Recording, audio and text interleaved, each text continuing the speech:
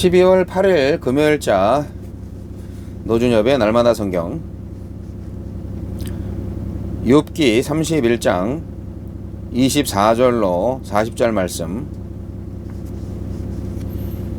만일 내가 내 소망을 금에다 두고 순금에게 너는 내 의뢰하는 바라 하였다면, 만일 재물의 풍부함과 손으로 얻은 것이 많음으로 기뻐하였다면, 만일 해가 빛남과 달이 밝게 뜬 것을 보고 내 마음이 슬며시 유혹되어 내 손에 입맞추었다면, 그것도 재판에 회부할 죄악이니 내가 그리하였으면 위에 계신 하나님을 속이는 것이리라.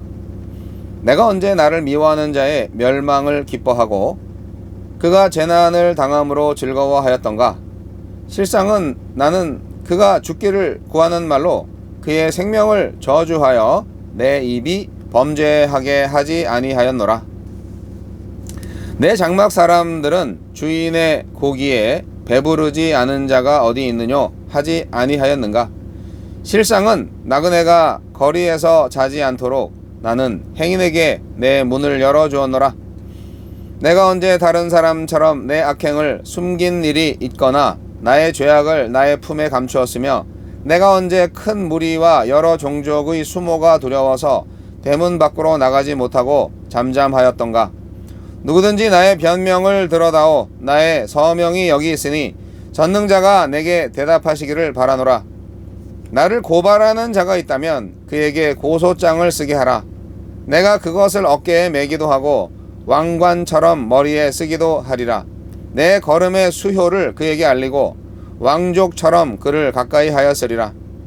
만일 내 밭이 나를 향하여 부르짖고 밭이랑이 함께 울었다면, 만일 내가 값을 내지 않고 그 소출을 먹고 그 소유주가 생명을 잃게 하였다면, 밀 대신에 가시나무가 나고 보리 대신에 독보리가 나는 것이 마땅하니라 하고 욥의 말이 그치니라.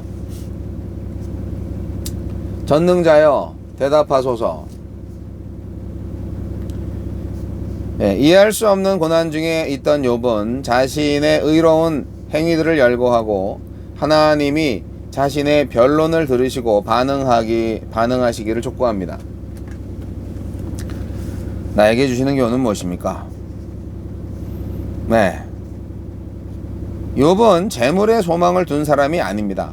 외적인 행동으로 마음으로도 죄를 범하지 않았습니다. 사람의 행복과 안녕이 돈에 있다고 믿는 것은 우상숭배입니다. 해와 달을 숭배하는 우상숭배와 다르지 않습니다.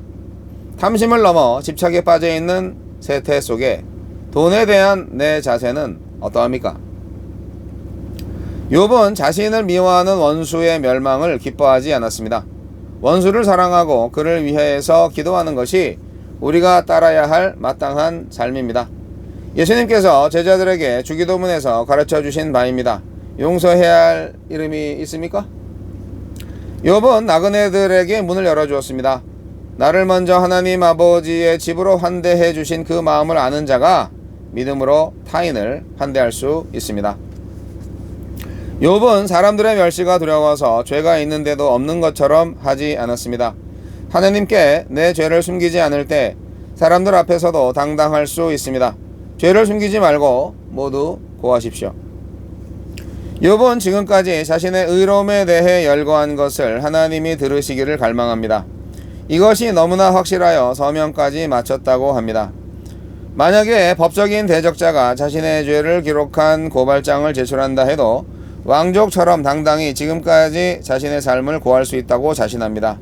하나님이 모든 억울함을 풀어주실 것을 믿고 끝까지 하나님께만 아뢰십시오.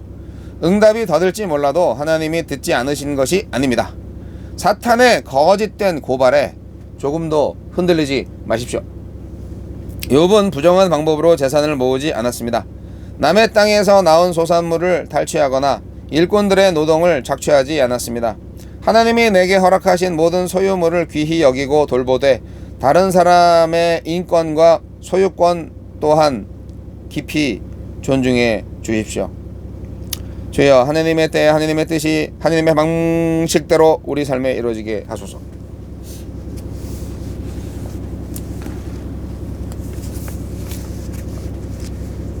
욥이 부자인데 절대적으로 부정한 방법으로 부자가 되지 않았다, 그런 걸 말하는 거죠.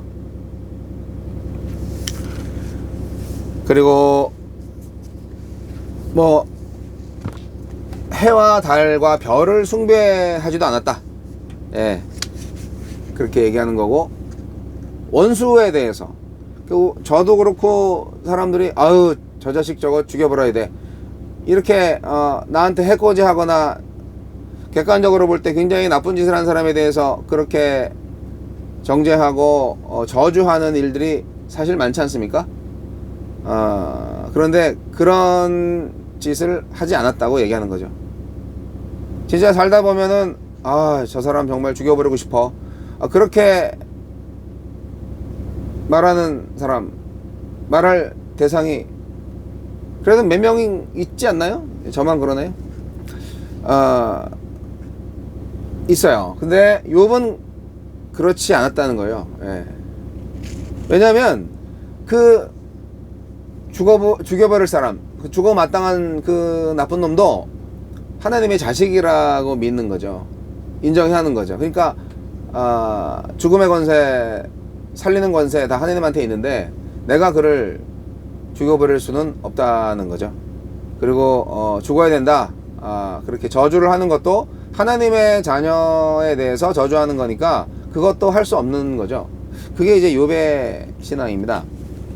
그러니까 우리가 함부로 이렇게 욕하고 상대방에 대해서, 다른 사람에 대해서 이렇게 저주하고 그러는 거 자체가 어찌 보면은 하나님한테 불경한 거고, 어떻게 보면은 하나님의 그 속마음을 모르는 상태에서 철없이 그렇게 하나님을 무시하는 거가 될 수 있어요. 조심해야죠. 예, 저도 조심하겠습니다. 그리고 이제 나그네와 난민들에 대해서 뭐 내 문을 잘 열어주었다, 구제 사역을 잘했다, 그렇게 얘기했고, 또 죄를 숨기는 것에 대해서 절대 죄를 숨기지 않았다, 예, 그렇게 얘기하는 거고. 여하튼 욥은 조목조목 자신의 모든 삶의 영역에서, 자신의 생각의 영역에서 다 하나하나 하나님 앞에 죄를 지은 적이 없다, 그렇게 얘기하고 있습니다.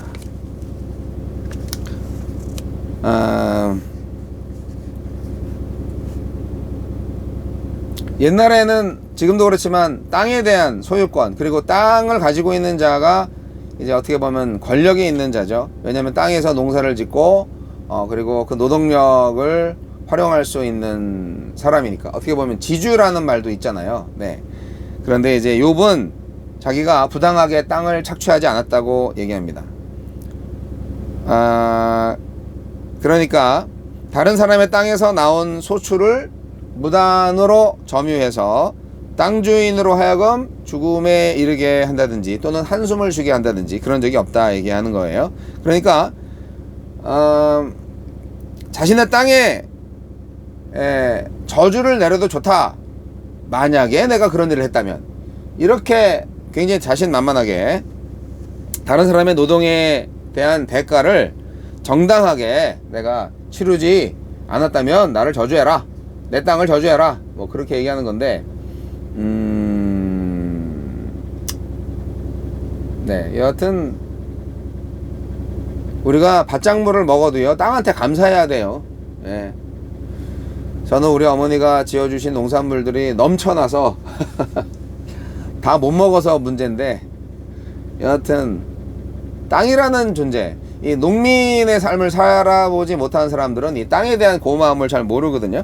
저도 그렇고요.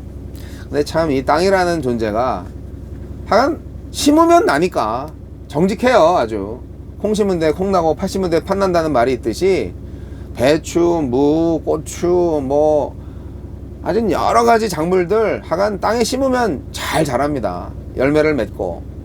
참 신기해요. 이렇게 농사를 이렇게 옆에서 구경하다 보면 재미있죠. 그러니까 모든 것은 욥의 입장에서 볼 때 뿌린 대로 거둔다 라는 생각을 하는 겁니다. 그래서 욥은 자신에 대해서 고발을 할 테면 고발해봐라, 나는 무죄다, 내가 무죄라는 것을 전능자 하나님께서 아실 것이다, 그렇게 선포하고 있습니다. 자신의 죄가 있거든 고발해보라고 할 만큼 욥은 사람들 앞에서 투명한 삶을 살았습니다. 그래서 욥의 모든 그 상태, 욥의 정체, 욥의 의로움, 이것은 모든 것을 알고 계시는 하나님만 욥한테 말할 수 있는 거죠. 이런 욥처럼 살 수 있을까요? 살 수 있죠.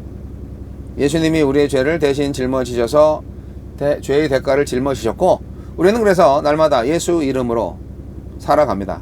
그러나 교만하지 않고 감사와 찬양으로 살아가는 것이 다른 점이죠. 땅의 권세 역시 하나님한테 있고, 모든 세상의 권세가 다 하나님한테 있습니다. 그리고 의롭다, 불의하다, 이 모든 기준점도 하나님한테 있습니다. 우리 사람들은 하나님으로부터 형상을 지음 받아서 하나님께서 주신 양심, 그 조그만한 그 양심의 능력 가지고 사람들을 정죄하는 거예요. 판단은 괜찮지만 정죄하는 것은 안 좋습니다. 저주하는 것은 더 안 좋고요. 모든 사람들에게 복이 되어야 합니다. 심판은 하나님한테 맡기고, 내게 다가온 고난 역시 하나님의 뜻인 줄 생각하고 하나님의 응답을 기다리며 오늘도 기도하며 살아갑시다. 찬양하며 살아갑시다.